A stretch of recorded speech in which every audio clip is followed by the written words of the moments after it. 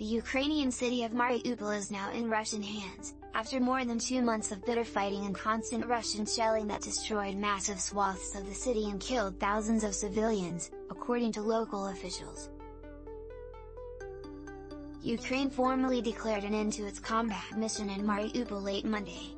Evacuations of Ukrainian soldiers from the Azovstal steel plant, Ukraine's last military holdout, began earlier that day. The Russian Defense Ministry says nearly 1,000 soldiers have surrendered since then, including dozens of wounded soldiers being treated at a hospital in the Donetsk region of Ukraine controlled by Russian and separatist forces. It is unclear how many Ukrainian soldiers remain in Mariupol. The evacuation mission continues, it is overseen by our military and intelligence. The most influential international mediators are involved, said Ukrainian President Vladimir Zelenskyy Wednesday. Ukrainian officials said this week that they expect the evacuated soldiers to eventually be exchanged in prisoner of war swaps. But some Russian politicians have protested that idea, calling the Mariupol defenders Nazi criminals. The fight for Mariupol had been a source of morale for Ukrainians as a David and Goliath story, said Rita Konaev, an expert on the Russian military at Georgetown University.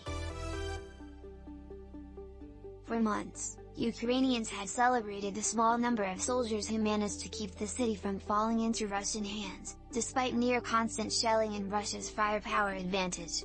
The main goal was to hold back the enemy, and they did it as long as possible.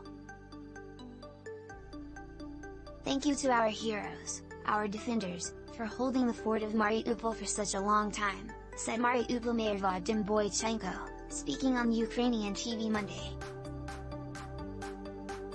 Mariupol is located between Crimea, which Russia annexed from Ukraine in 2014, and the region of eastern Ukraine called Donbas, much of which was already controlled by Russian-backed separatists. Most of the current fighting is taking place in the Donbas region.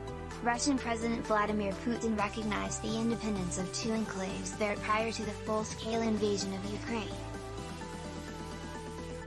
Those are the 2 areas, so-called Donetsk and Luhansk People's Republics, that have faced Russian aggression since 2014. Mariupol is right in between them. So taking Mariupol is part of the campaign in the south and the southeast to connect the Russian-held areas, essentially, said Konaev, who spoke to NPR in March.